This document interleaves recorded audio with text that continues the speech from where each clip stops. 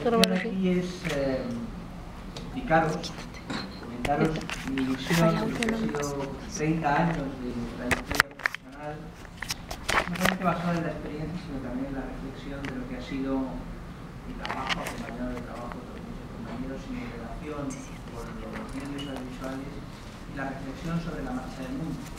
Le decía ahora mismo a la directora de esta facultad, hace un rato, yo empecé a trabajar muy joven, a los 22 años, en un momento en que España acababa de salir de la dictadura de General Franco y comenzaba su andadura democrática, en 1978, año en el que se aprobó la vigente Constitución en España. Y en ese momento casi todos los jóvenes periodistas querían trabajar en asuntos nacionales, en asuntos de España. España vivía una eclosión democrática, había una gran demanda de información, y todos los periodistas querían participar en ese proceso de su posición.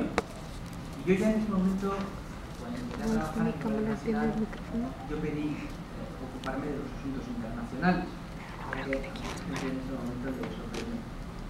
Porque yo entendía que era un momento también en el mundo especialmente interesante del cambio, como luego se vería después, y se conocían un poco los procesos internacionales. Durante mucho tiempo en España se informaba solo de asuntos exteriores, puesto que los asuntos interiores no se informaba por la censura.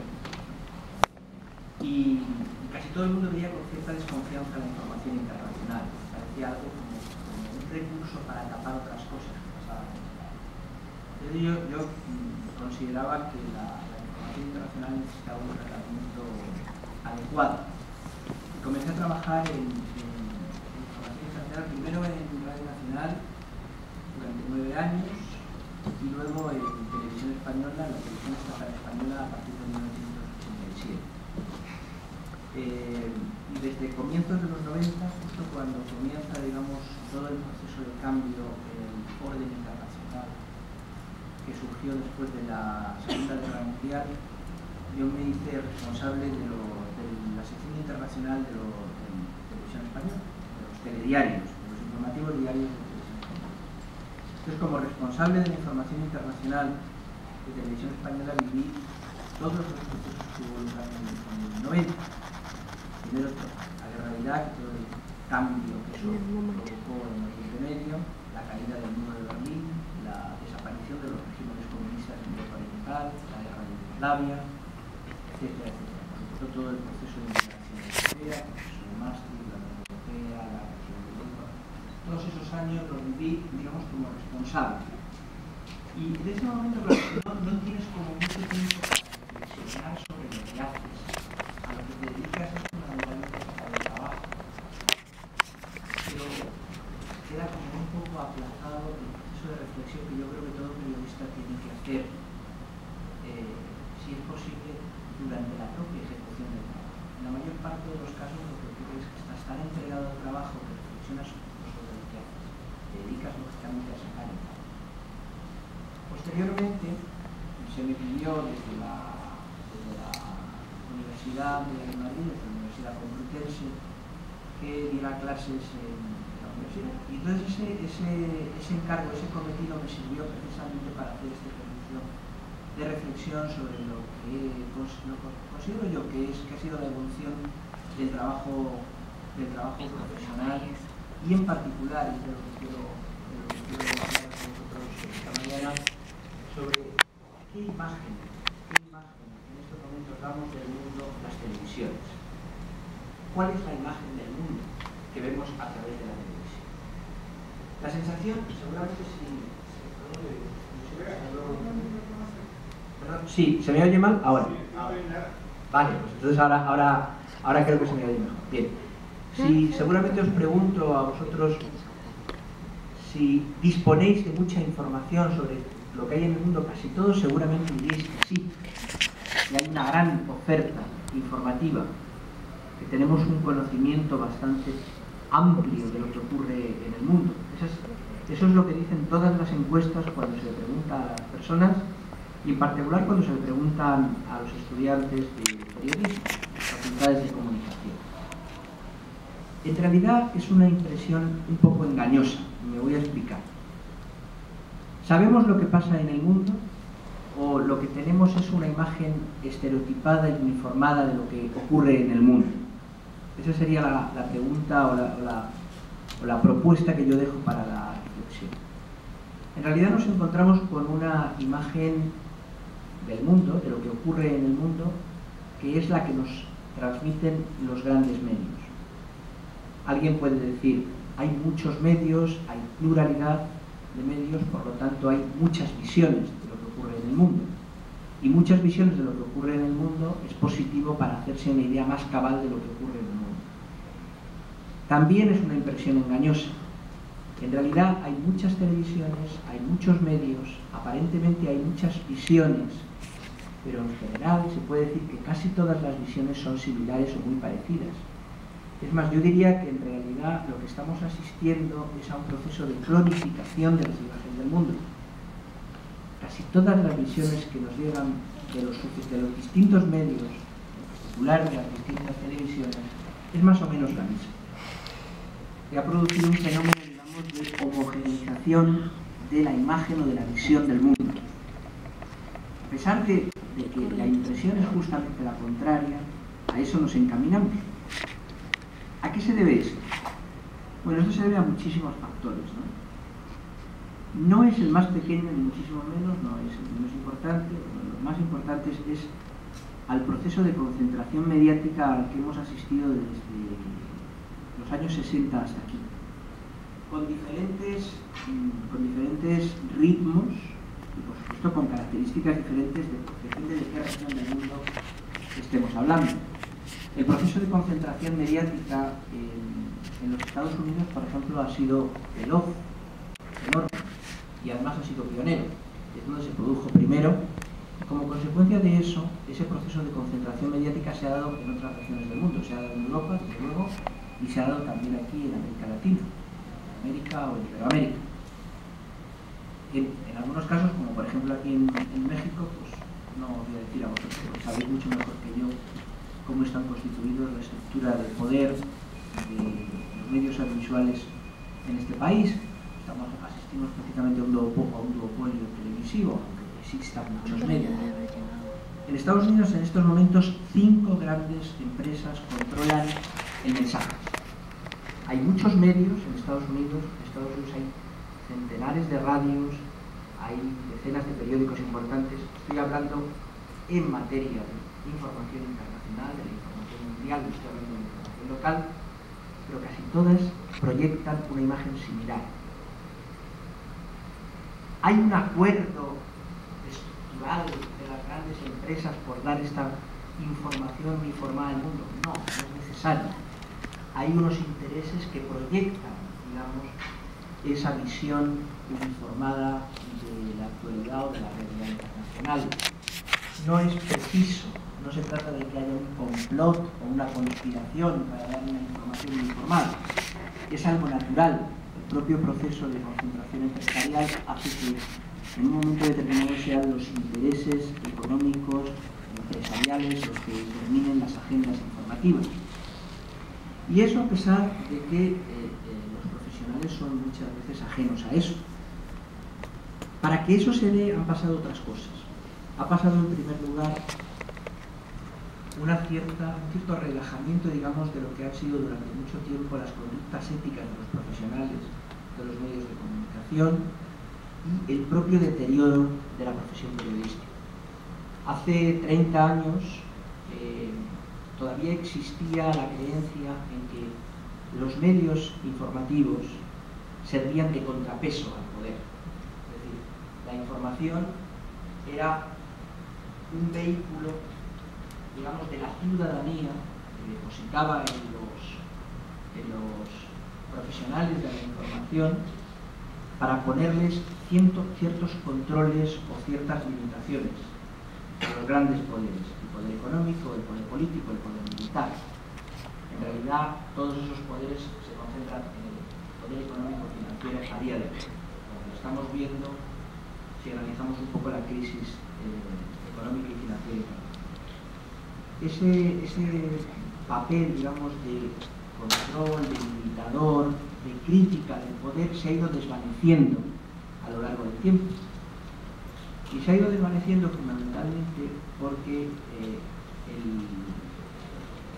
la situación profesional de los periodistas ha ido declinando, sus derechos se han ido debilitando, sobre todo su formación se ha ido empobreciendo, y asistimos ahora mismo a una situación, digamos, enormemente delicada en la mayor parte de los lugares del mundo, de Estados Unidos, luego en Europa y también aquí en América Latina.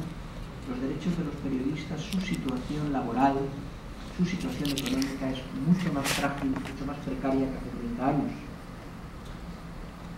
Las plantillas se reducen, el porcentaje de periodistas, de empleados de los medios de comunicación que se encuentran con contratos precarios es cada vez mayor, su situación laboral es cada vez más indecisa, más frágil, su capacitación profesional es cada vez más reducida, los periodistas tienen que hacer de todo en cada momento, y con la generalización de las plataformas multimedias tienen que hacer de todo en un montón de medios. Tienen muy poco tiempo para formarse, para especializarse, para convertirse realmente en eso que, según la ética periodística clásica, deberían ser, que es elementos de confrontación o de parapeto del poder, elementos críticos del poder. Todavía en los años 70, que es cuando se produjo el fenómeno de Watergate, se vivía en la ilusión de que los periodistas podían derribar gobiernos si los gobiernos no cumplían con su función, eran corruptos. El caso de Watergate fue el caso quizá probablemente más publicitado de la época, ¿no? Desde la información que hicieron dos periodistas en el Washington Post, pues se destruyó, digamos, todo un esquema de abuso de poder que había construido la administración Nixon. Y eso quizá fue un elemento ilusorio. Cuando se ha analizado luego posteriormente todo el fenómeno de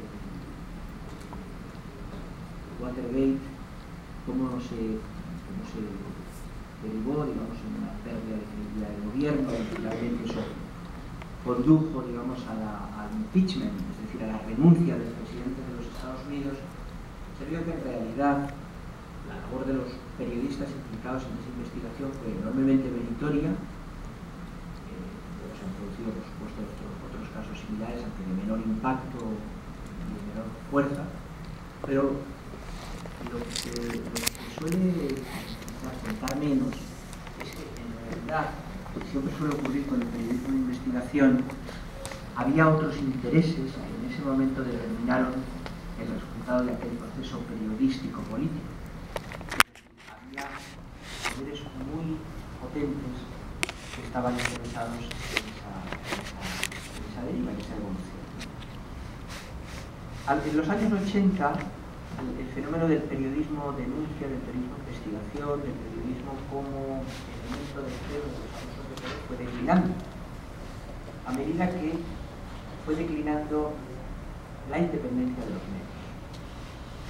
En los 80 y en los 90, las empresas periodísticas, que solo eran empresas periodísticas, empresas que solo se dedicaban a la información, fueron prácticamente perdiendo vigencia. Esas empresas fueron absorbidas por otras empresas para las cuales la información era una división más de sus negocios. Y a día de hoy, los grandes medios informativos, los que determinan la agenda informativa mundial, los que nos implantan la imagen que tenemos todos del mundo, esos medios pertenecen a empresas que tienen otros intereses, no solamente los intereses informativos. La información se ha convertido en una división de negocios más, en plataformas empresariales muy grandes de muchos intereses. En el caso de Estados Unidos, pero también en el caso de Europa, seguramente muchos de vosotros no sé si sabéis que los grandes medios informativos, los que controlan la agenda informativa de sus países, de lo que ocurre en el mundo, y por lo tanto son los grandes países líderes del mundo los que proyectan a otros países menos grandes, están en poder de empresas muy vinculadas con el complejo industrial militar. Las principales empresas contratistas del Pentágono o de otros departamentos de defensa o de seguridad controlan los principales medios informativos en Estados Unidos y en Europa. De forma que a la hora de elaborar un mensaje, no digo una noticia cualquiera o una noticia electrónica, estoy hablando, para que me entendáis, de la información en un sentido más amplio, más global. La elaboración de esa visión del mundo por parte de estos medios está muy condicionada por esos intereses. Es muy difícil, por ejemplo, que las grandes cadenas de televisión norteamericanas generalistas sean críticas con la política de su gobierno cuando, en gran medida, esos medios informativos pertenecen a empresas cuyos principales contratos lo obtienen precisamente del Departamento de Defensa, del Departamento de Estado o de la propia presidencia, del propio gobierno de Estados Unidos. Resulta bastante complicado. Eso explica, por ejemplo, el tratamiento tan decepcionante, tan defectuoso, desde el punto de vista profesional, tan lamentable que se hizo, por ejemplo, de la guerra de Irak del año 2003. Las grandes cadenas de televisión, que teóricamente estaban para ofrecer una imagen veraz, objetiva, distanciada, digamos, de los discursos oficiales, en realidad asumió de una manera absolutamente seguidista cuál fue la política oficial. Y si en ese momento la política oficial fue inventarse una situación que justificara meter al país en una guerra que causó numerosos muertos y que en gran parte es responsable de la crisis económica, financiera y social en estos momentos que estamos viviendo en todo Occidente, en gran medida los medios fueron muy responsables de todo ello. Hay estudios que se han hecho por parte de institutos independientes, que los hay, luego os daré alguna referencia por internet de ello. Se hicieron estudios sobre el tratamiento que los medios hicieron antes, durante y después de la campaña bélica en Irak, en el año 2002, finales de 2002, 2003 y hasta 2004, y los resultados son verdaderamente apabullantes. Prácticamente ninguna de las cadenas importantes de televisión, o sea, la ABC, la CBS, la NBC, por supuesto CNN y Fox, ninguna de las cadenas presentaron puntos de vista, no ya que fueran contrarios al conflicto, sino que fueran simplemente neutrales con respecto al conflicto. Y no solo eso, no solo como política de empresa, sino que los anchormen, o sea, los conductores, los principales periodistas, los que de alguna manera encarnan la imagen de la cadena y son los encargados de transmitir la credibilidad de la cadena a la ciudadanía, asumieron la posición del gobierno de forma expresa.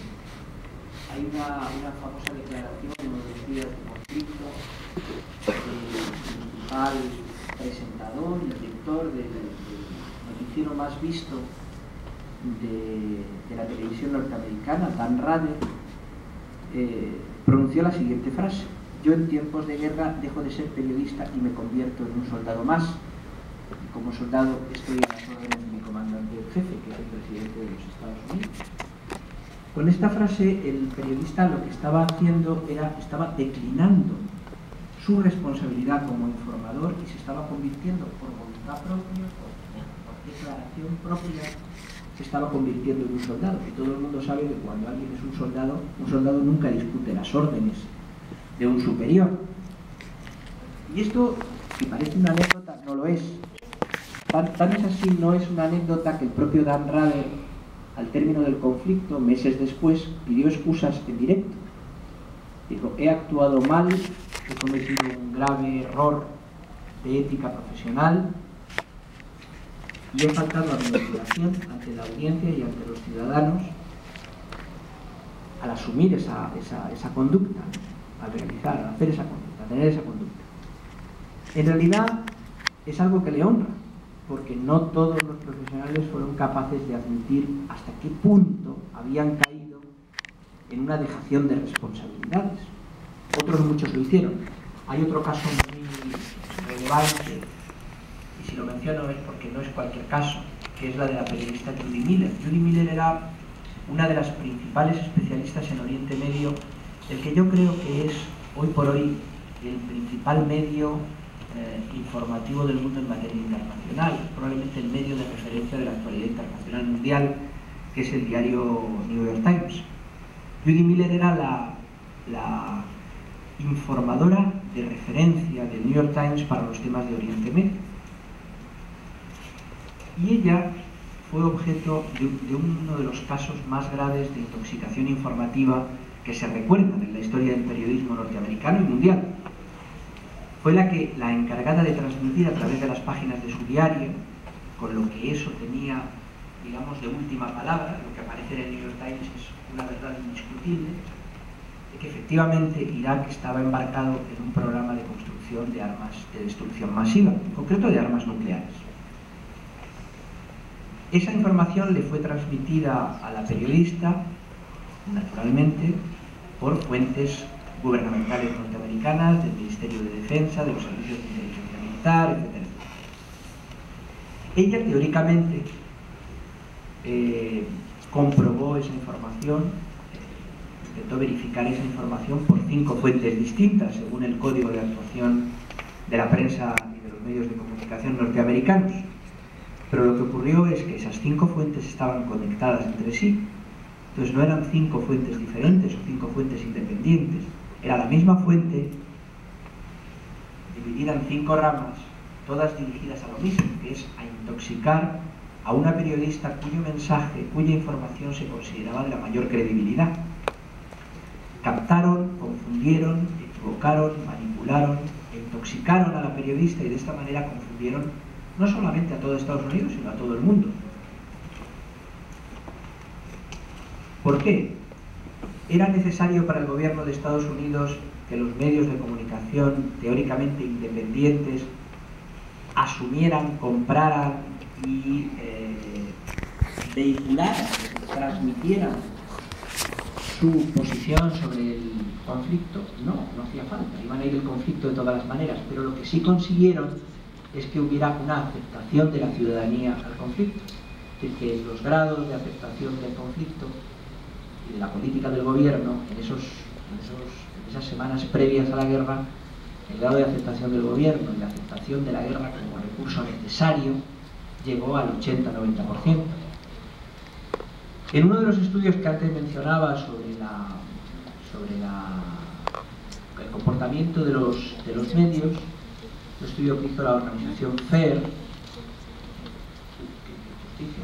FAIR.org, tenéis esa página en internet que la podéis consultar. Hicieron un estudio de las 5 semanas de cobertura televisiva de las grandes cadenas, de las cadenas generalistas, no de las cadenas por cable, de las CBS, NBC y ABC. Bueno, casi ningún, tengo ahí los datos, luego os puedo poner. De todas las noticias que se dieron en relación, noticias y análisis, entrevistas, etcétera, que se dieron sobre la guerra de Irak, solamente 3 de las 1680 y tantas noticias que se seleccionaron en hora punta, es decir, en prime time, solo 3 respondían a visiones de personas de personas o de instituciones, de organismos que no eran favorables a la guerra. 3 de 1680. Y esas 3 noticias solo la dio la NBC. Hubo cadenas que no dieron, durante todo el seguimiento previo al estallido de la invasión, no dieron una sola información, una sola visión, una sola referencia, no ya que fuera crítica por el conflicto, sino que fuera neutral, neutra. Alguien puede preguntar, bueno, estamos hablando de algo muy específico, que es la guerra de Irak. Estos estudios se han hecho con respecto a otros fenómenos que en un momento determinado han tenido una importancia mediática, una trascendencia mediática muy fuerte. ¿Qué decir, por ejemplo, del planteamiento del 11 de septiembre? El 11 de septiembre se trató en Estados Unidos y en consecuencia se trató en casi todo el mundo de una manera muy parcial, muy sesgada. No en sí en lo que tiene que ver con el atentado en sí, ¿no? con el hecho del atentado terrorista, sino todo el ambiente previo, durante años, que existía en Estados Unidos y en Oriente Medio sobre cuál había sido la política norteamericana en la región, hacia dónde se había conducido. Hay un hecho que ejemplifica bastante claramente cuál era la desinformación que había en Estados Unidos sobre el fenómeno de Al-Qaeda en la ciudadanía norteamericana. Al-Qaeda era una organización que había surgido a finales de los años 90, que había cometido algunas acciones armadas contra intereses norteamericanos en Oriente Medio.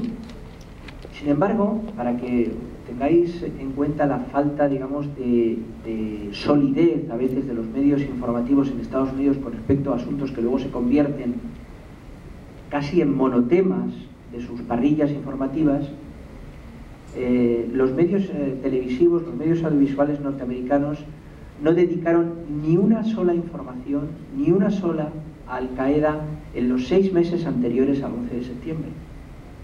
Ni una sola información. ¿Qué quiere decir esto? Quiere decir que en el proceso informativo es muy importante el contexto. Si nosotros abandonamos el contexto a la hora de dar información y nos concentramos exclusivamente en lo fáctico, perdemos las referencias importantes. Y en un momento determinado lo que ocurre, lo que conseguimos es que la manipulación de a través de la información sea muchísimo más fácil. El público norteamericano el 11 de septiembre apenas conocía lo que era el fenómeno Al-Qaeda, a pesar de que era en ese momento uno de los grupos terroristas, entre comillas, según la concepción oficial, más activos, mejor organizados del mundo. Estados Unidos no se ocupaba de eso. Y no solamente era uno de los más activos, sino era el objetivo de las acciones de Al-Qaeda era precisamente Estados Unidos. Y Estados Unidos obvió ese peligro. Estaba concentrado, lógicamente, en amenazas de otra naturaleza y nunca tuvo los medios informativos nunca tuvieron la preocupación de contextualizar cuáles eran exactamente las amenazas para el país. Y cuando surge el 11 de septiembre se presenta como una agresión terrorista, etcétera, etcétera, se potencia toda la parte emocional de la noticia, pero no se pone en contexto. De hecho, yo viví el 11 de septiembre en Televisión Española. Durante 10 horas los medios de comunicación mundiales no atribuyeron el atentado a posibles agentes y tardaron más de 10 horas en atribuir el atentado a Al-Qaeda, a pesar de que parecía, digamos, la autoría más probable. ¿Por qué? Porque faltaba contexto, porque faltaba, digamos, algo que la información ha venido produciéndose en los últimos años de una manera cada vez mayor, que es el fenómeno el fenómeno fáctico frente al fenómeno, digamos, del contexto, de la profundización de las causas.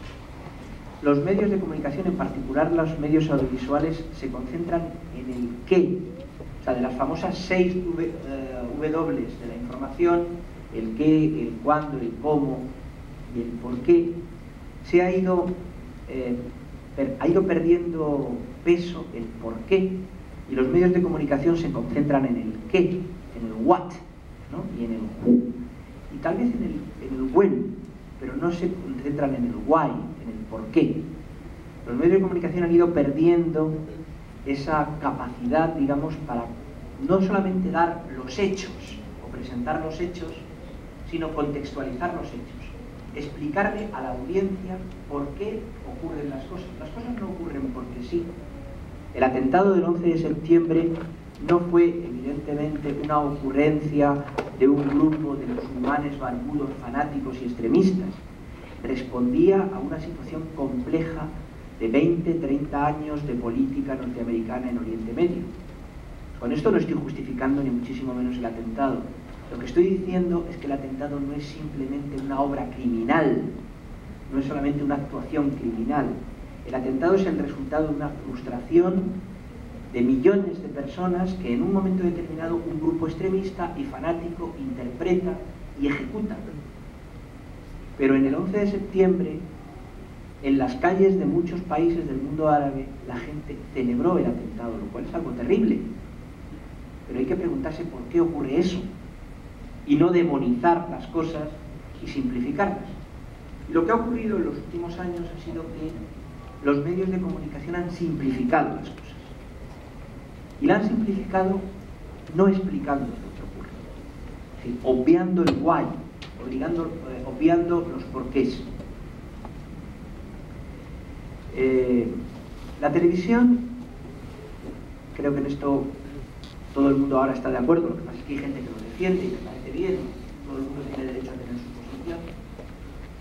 La televisión cada vez más en los últimos 20, 25 años ha ido pareciéndose al cine, o se ha ido convirtiendo en un espectáculo más. Hoy por hoy ya es difícil pensar en la televisión como un medio que contribuye a educar y a fortalecer la conciencia ciudadana. Casi nadie entiende la televisión como un medio educativo.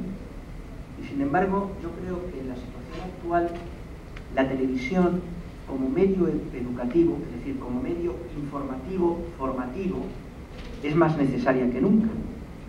¿Qué es lo que ha ocurrido? Lo que ha ocurrido en los últimos años es que la televisión ha ido derivando desde un medio informativo más o menos clásico, con sus limitaciones técnicas, ha ido derivando hacia una forma de espectáculo más. Y se ha instalado eso que los anglosajones llaman el infoentertainment, que es la unión entre la información y el entretenimiento. Y estamos ahora en eso. Ahora mismo es difícil que una gran empresa informativa apueste por contenidos informativos que no entretengan. Con esto no quiere decir que la información tiene que ser pesada, aburrida, o tiene que ser excesivamente densa, de forma que ahuyente a una gran mayoría de la población. La televisión es un medio masivo. Es un medio por el que se informa la inmensa mayoría de la población en todo el mundo. Yo he estado en Vietnam, en cabañas donde no había agua corriente ni luz, bueno, luz sí, pero luz generadora a través de generadores, en poblados de apenas 200 personas, donde pues eso, la luz que tenían esas casas, esas pequeñas cabañas, eran a través de generadores. Las gentes vivían prácticamente sin camas, sin muebles, en esteras tiradas en el suelo, y había una televisión. No había otras cosas, pero había una televisión. La televisión llega al rincón absolutamente más perdido del planeta, al más pobre, al más mísero, llega la televisión. Cuando vemos esos cerritos de América Latina aquí en Monterrey, o en Caracas, o en Brasil, o en cualquier otro lugar de África, vemos que no existe agua potable, que no existen otros servicios básicos, pero existe la televisión. Y en algunos casos, sorprendentemente, existe la televisión por cable. O sea, yo he visto en aldeas africanas televisiones por cable. ¿Qué quiere decir con esto? La televisión se ha convertido como en el púlpito moderno. En la Edad Media, la gente era inmensamente pobre. La gente apenas tenía recursos para saber lo que tenía que pensar. ¿Qué imagen del mundo tenía la gente más pobre? Los campesinos, que pagaban su diezmo a la iglesia y al señor feudal. No tenían ninguna conciencia, ni siquiera de sí mismos. Pero iban los domingos, cuando había servicio religioso, para que el sacerdote les dijera lo que tenían que pensar, para que les diera su interpretación del mundo. Hoy, salvando naturalmente las distancias, esa labor, digamos, de concienciación, de visión del mundo, de que esto es lo que pasa y pasa así porque así debe de pasar, ese papel lo cumple la televisión, fundamentalmente. Ahora asistimos al fenómeno de Internet, que ha obligado a la televisión a modificar gran parte de sus pautas, a modificar incluso sus técnicas y, naturalmente, a modernizarse, ¿no? a ejecutar, digamos, otras conductas, ¿no? Pero básicamente lo que hace Internet es convertirse en un medio integrador. O sea, Internet no es en realidad un nuevo medio. Internet es una síntesis de medios. Y es una esperanza en el sentido de que no se necesitan grandes capacidades, digamos, para tener una página en Internet. Ahora bien, tampoco hay que ser excesivamente optimistas. En el último estudio que se ha hecho sobre las websites más visitadas, pues creo que nadie se sorprende si digo que las websites más visitadas son precisamente las de las grandes empresas que controlan y poseen los grandes medios audiovisuales. Son las websites de Time Warner, de Walt Disney Company, de News Corporation, de Viacom, de Vivendi, de Lagardère, de Belsterman, o sea, las 10 grandes empresas que no son solo empresas informativas, pero que poseen los grandes medios informativos de todo el mundo. Es verdad que existen webs alternativas que ofrecen una imagen distinta del mundo, que ofrecen una visión crítica del mundo, que ofrecen sobre todo una visión crítica de los medios, pero hoy por hoy esas webs todavía son minoritarias o muy minoritarias, son imprescindibles y ejercen un papel y ejercen una función absolutamente esencial, porque son como pequeños respiraderos de una visión del mundo demasiado unificante, ¿no? Por lo tanto son bienvenidas y resultan esperanzadoras, pero hoy por hoy no tienen la capacidad de desafiar el poderío inmenso de los medios audiovisuales, de los medios informativos mundiales. Pues bien, yo hablaba del infoentertainment como estilo mundial. Existe un estilo informativo mundial. Yo asistí, digamos, al comienzo como responsable de los contenidos internacionales de la televisión estatal española, asistí al cambio de estilo mundial. Fijaros, voy a decir una cosa que a lo mejor a alguno de vosotros puede sorprender, porque vosotros no habéis nacido. En los años 70 se hacía mejor periodismo que ahora. La televisión cumplía mejor sus funciones como agente de conciencia, como agente de freno o de contención de los abusos de poder, como transmisor de una información más plural, menos contaminada. Hoy la televisión es técnicamente mucho mejor. Hoy se puede dar información en directo desde casi cualquier lugar del mundo, si se quiere o se interesa. Otra cosa es que solo se informe de determinadas zonas, pero técnicamente es posible informar desde cualquier lugar. Informar en tiempo real, pero la verdad es que no se hace. La realidad es que se informa solo de aquello que lógicamente interesa a los grandes conglomerados industriales, oligopólicos internacionales, y se da una visión que es la que termina condicionando lo que los ciudadanos piensan de lo que ocurre en el mundo. No hay una visión crítica por parte de los... no puede haberla. Por lo tanto, la dimensión técnica, la capacidad técnica de las televisiones es muy grande, pero su capacidad crítica como elemento de confrontación del poder es más débil que nunca.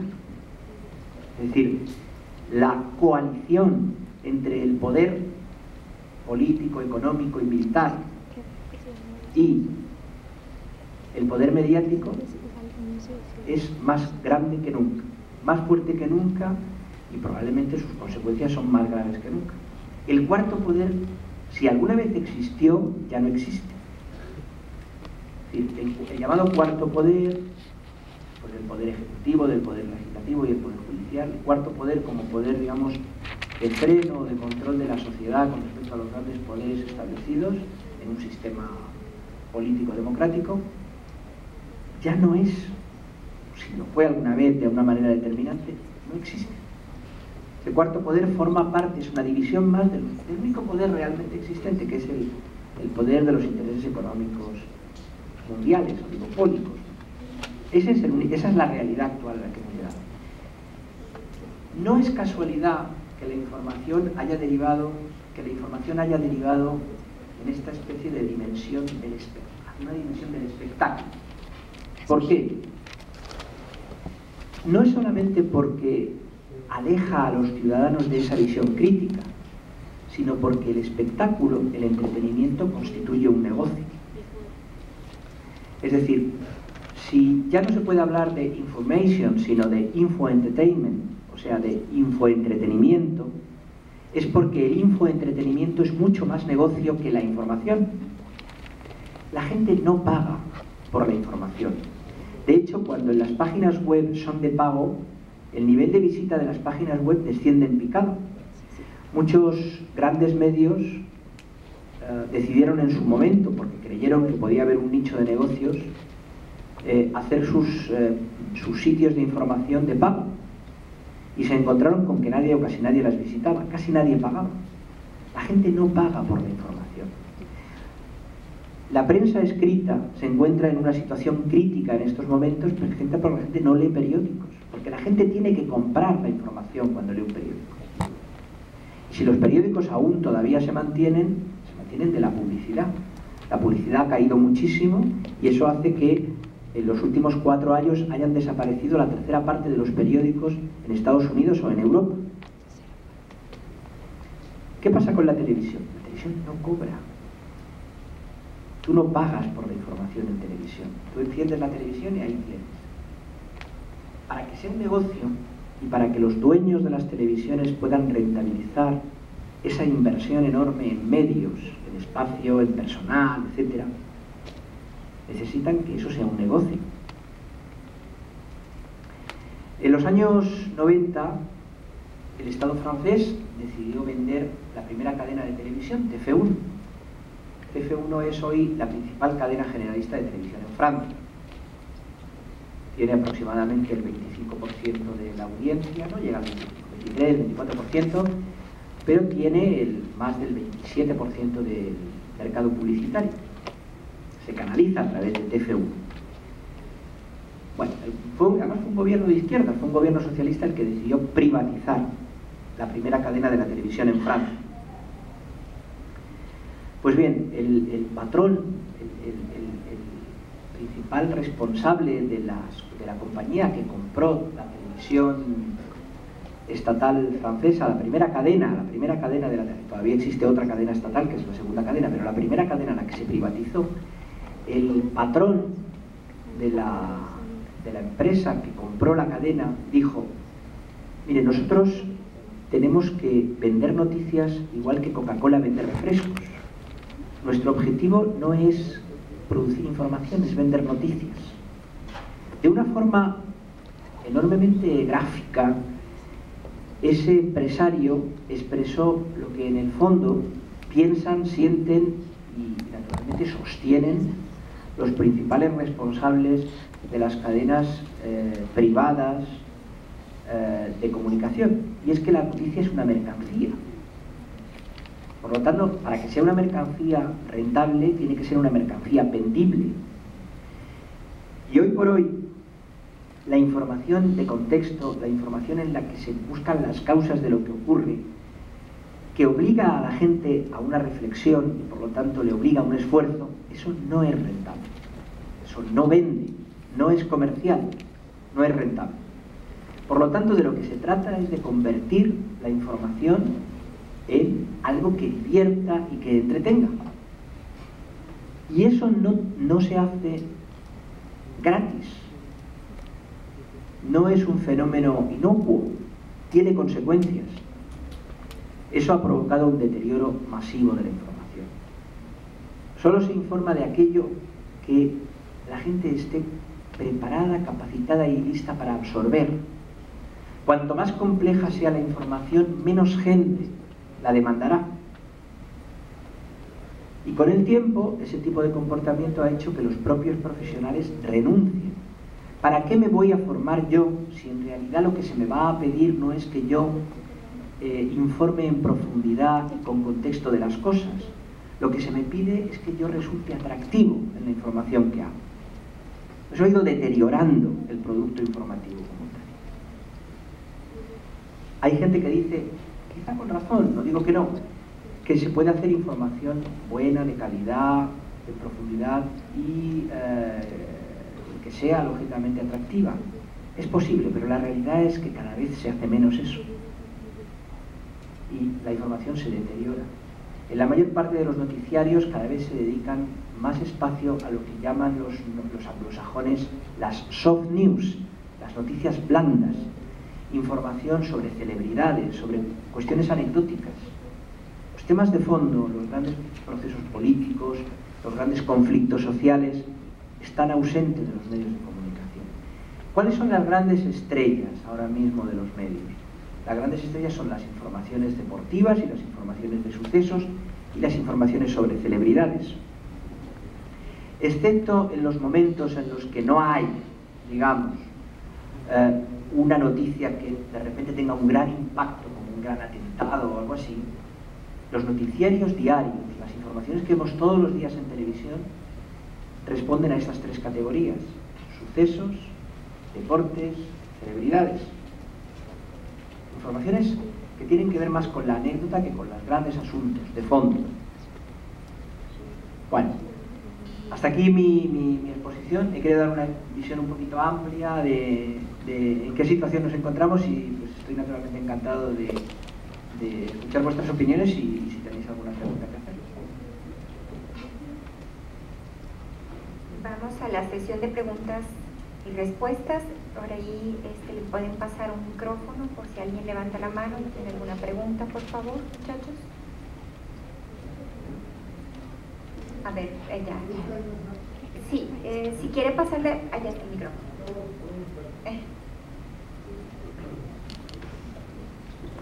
En esta crisis española global, los medios de comunicación, ¿cómo están ahorita en España? Hemos oído y escuchado que ha habido muchos despidos de trabajadores, televisión, prensa, radio. ¿Cuál es la situación actual en España? Es una crisis profunda. Para que te hagas una idea, en los últimos 2 años han cerrado periódicos, ha habido una disminución drástica de plantillas, incluso en las emisoras de radio más potentes, como por ejemplo la cadena SER.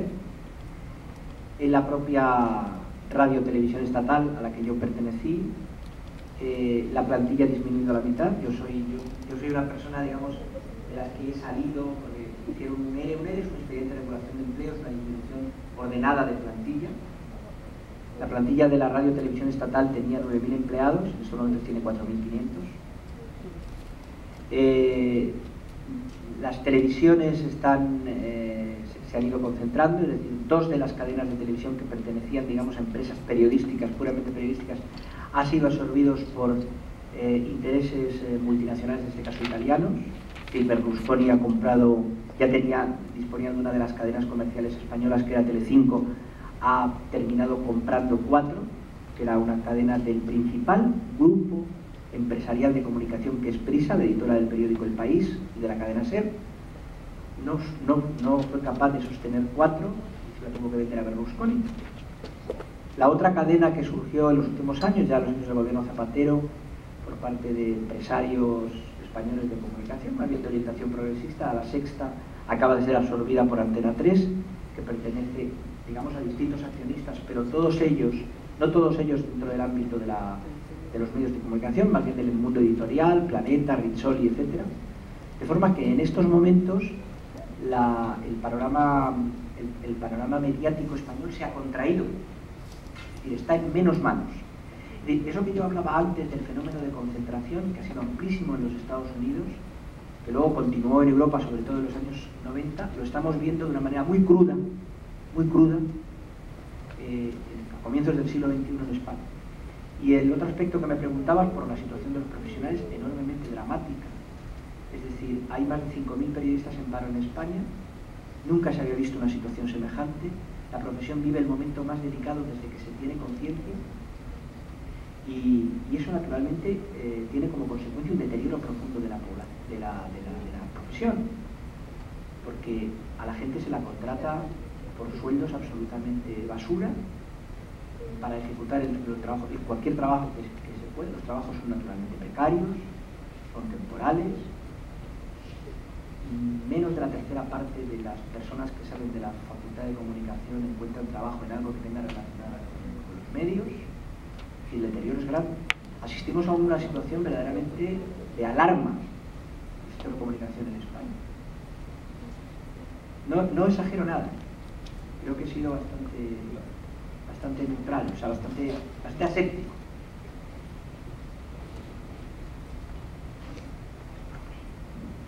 Bueno, yo creo más que nada que lo que mencionas de la alarma en España prácticamente lo vivimos en todo el mundo, incluso aquí nosotros también tenemos esa situación de que si encontramos trabajo de nuestra área, etcétera. ¿Crees que en algún momento dado, en cierto futuro, exista la posibilidad de incluso el cierre de las facultades de comunicación por el hecho de que ahora cualquier persona se puede dedicar a hacer periodismo? Vaya, cualquier persona puede dedicarse a hacer ¿qué dicen eso de que puedes ser periodista desde tu casa o que tú puedes informar desde cualquier parte, incluso con el celular, mandar información a todo el mundo? Sí, el periodismo ciudadano, pues se llama, ¿no? Entonces, corremos el riesgo incluso, pues, obviamente todos los que estamos aquí estudiando o los profesionistas que ya están establecidos, de que el área de periodismo especializado ya no sea factible o que ya no se dé como antes se daba, o sea, que solamente los que estaban formados podrían ejecutarlo. Una pregunta delicada hecha aquí en una facultad. A mí me gustaría que no pasara eso, pero probablemente lo que ocurre... Yo todavía, a mí me sorprende que no conozco la realidad mexicana, aunque no creo, como tú bien dices, que sea muy diferente a la que yo he señalado, por ejemplo, para Europa, ¿no? Pero a mí todavía me sorprende que en España, yo doy clase en la Facultad de Ciencias de la Comunicación, de la Información, todos los años, en curso de máster. La mitad de las personas que asisten a ese máster no son periodistas, no son personas que hayan estudiado periodismo, vienen de otras ramas, vienen de publicidad, vienen intérpretes, vienen técnicos comerciales, es decir, curiosamente la mitad sí, muchos por cierto vienen de América Latina, y este año, en el máster de este año, la mayor parte de los alumnos no españoles eran mexicanos, precisamente. Y no todos eran periodistas, había intérpretes, abogados, publicistas, etc. Bueno, no me gustaría que ocurriera, pero sinceramente yo ahora me pregunto por qué la gente joven sigue estudiando periodismo con las perspectivas, ¿no?, tan negativas que hay desde el punto de vista profesional. Eso me lo pregunto en España. Es decir, el mercado, entre comillas, las empresas periodísticas, ya sean públicas, cada vez hay menos, pero que siguen siendo, a pesar de todos sus defectos, siguen siendo el único sostén mínimamente de calidad que existe en los medios informativos, por lo menos en Europa, ¿eh? No quiero hablar aquí, conozco menos. En Europa es así, desde luego, en Europa sí, y en Estados Unidos es así. No tienen capacidad para absorber el volumen de licenciados de periodismo que sale cada año de las facultades. Entonces, para mí esa pregunta que tú haces es muy pertinente, porque yo nunca he encontrado la respuesta. Es decir, yo creo que la gente al final estudia periodismo y trabaja en otras cosas, como es natural. Pero cuando alguien ingresa en la facultad de periodismo sabe que esa es la realidad, y sin embargo los jóvenes siguen matriculándose en las facultades. Probablemente, como es natural y tienen todo el derecho, siempre les queda la esperanza de poder encontrar un trabajo en aquello a lo que les gusta, a lo que se quieren dedicar, ¿no? Pero si tú me dices, ¿tiene algún sentido?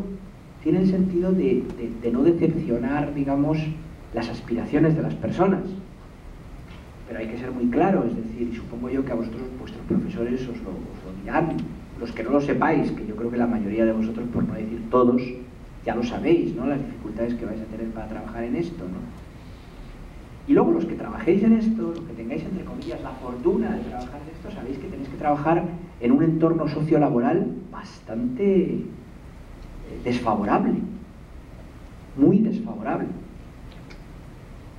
con sueldos bajos, con contratos muy precarios, etc. O sea que esa es la realidad, y es una realidad que probablemente no cambie. Es una realidad que se ha deteriorado en los últimos años, como yo os decía.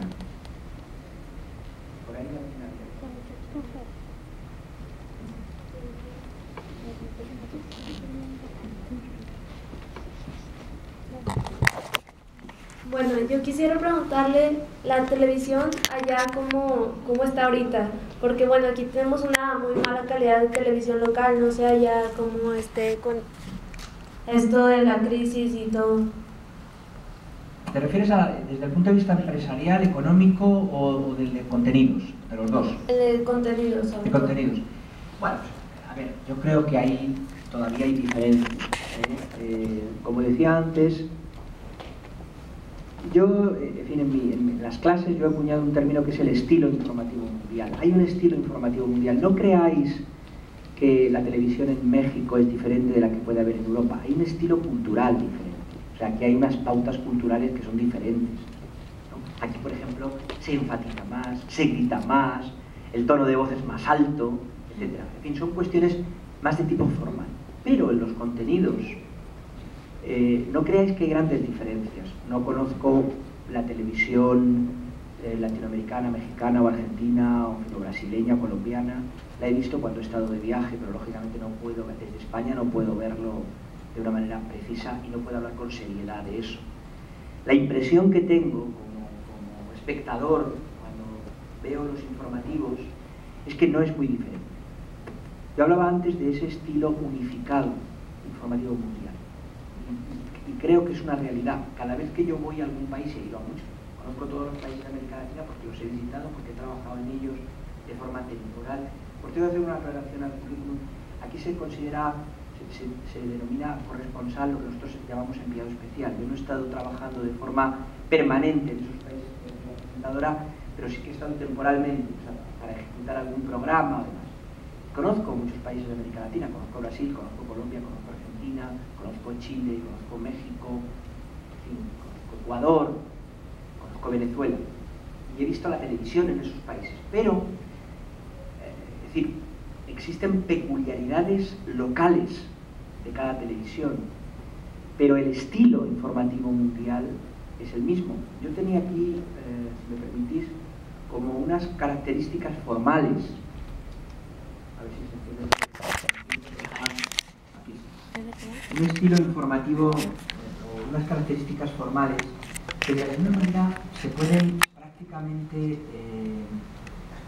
reconocer en cualquier... ahí las tenéis, la prueba. ¿Podéis ver?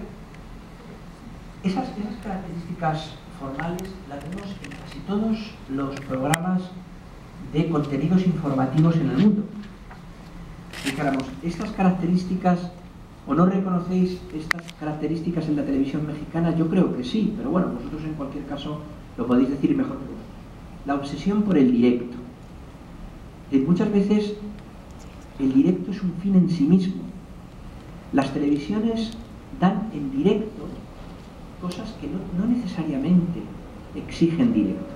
Por ejemplo, es muy típico en las televisiones que alguien dé una información que no se ha producido todavía de un acontecimiento que está por producirse, por ejemplo, una reunión, una junta internacional o nacional, etc. Y conectan con el periodista que está allí delante del lugar donde supuestamente va a tener lugar el evento y habla de ese evento que todavía no se ha producido. Da igual a efectos de contenido, de rigor, de la sustancia del asunto que se quiere tratar, que esa información se dé en directo, que no. Pero hay una obsesión por el directo. Y el directo tampoco es gratis, el directo cuesta. Es un recurso que la televisión emplea en algo que no es esencial. Y si lo emplea en eso, no lo emplea en otra cosa. Por ejemplo, en pagar mejor a la gente, en formar mejor a sus planteles. Utiliza el dinero en eso. ¿Por qué? Porque eso vende. Y eso conecta con la segunda característica, que es el infoentretenimiento. En realidad, ¿qué es lo que importa? ¿Importa el contenido de lo que ese profesional está diciendo con el micrófono delante del lugar? No. Lo que importa es dar la sensación de potencia. Lo que importa es dar la sensación de que estamos en sí. Había una cadena de noticias en España, cadena de información en continuo, cuyo eslogan era "Está pasando, lo estás viendo". ¿Qué es lo que quería transmitir ese eslogan? Ese eslogan quería transmitir la engañosa impresión de que todo lo que pasa es posible llevarlo al salón de cada familia, ¿no? Lo cual no es verdad. lo que pasa muchas veces no se ve. Lo que importa realmente en la información